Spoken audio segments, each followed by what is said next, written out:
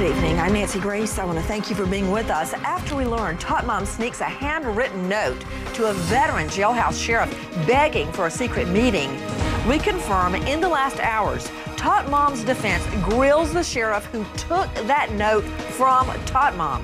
Also under oath, the Anthony private eye, who says grandparents George and Cindy Anthony were notified in California during a press junket. Caylee's remains found. Why weren't they more distraught? Did they already know the outcome of the search and the tiny body's location? Just write it down, say this has to be delivered to Mr. Kevin Berry, the sheriff, and he'll do it. He's already been talked to already, and he's willing to do anything he can for you, for us, especially for Caylee. He'll do anything he can. Okay. All right, I'll do that this morning. Detectives told them bull. They got all of their information from me, yet at the same time, they're twisting stuff. It can be at a location that is not going to be recorded. It's going to be at a place that just you and I, or you and Lee, or just you and Mom can sit down and just talk.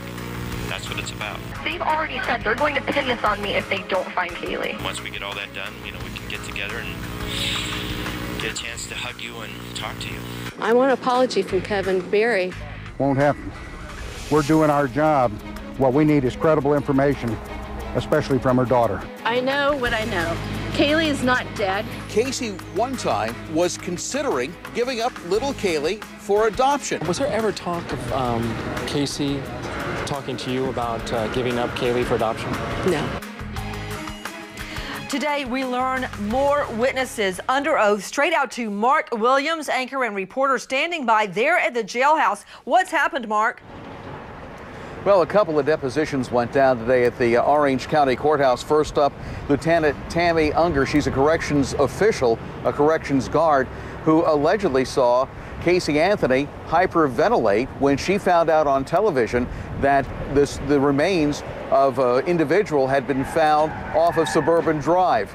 And also, those remains turned out to be Caylee Anthony. Also, Jose Baez, the defense attorney for Casey Anthony, wanted to question Tammy Unzer about the release of medical records. He believes that she released some medical records pertaining to Casey Anthony. That is not the case. They do not have information or access to those medical records.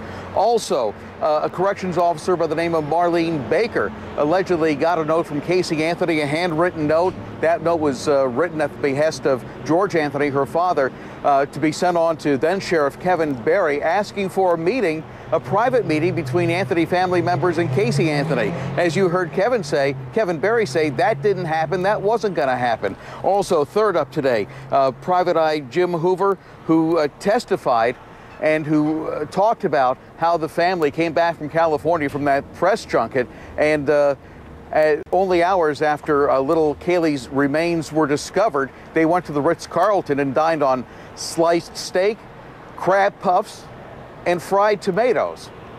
So there you go, Nancy. That's the biggest from Orlando. Let's take a listen to what this private eye Jim Hoover had to say. Y'all had dinner down there at the Ritz that night. Sure. Caitlin ordered some appetizers. Mm-hmm. And who all was at the dinner that night? See, Caitlin sat across from me. Mallory sat next to her. Who's Mallory? Mallory's Lee Anthony's girlfriend, I guess. And then Lee. Then there was an empty chair. And then again, I was sitting, excuse me, back to the wall. Cindy was sitting next to me. Then George and Dominic at the other end. Okay. And then Caitlin, I understand, ordered some appetizers for the table. Yes, sir. And did Baez ever show up? Yes, sir. When did he show up? Probably about halfway through the meal. Did he order some food too? I think some had already been ordered for him. All right. The luxury Ritz-Carlton feasting on crab cake, sliced steak, fried tomatoes, appetizers.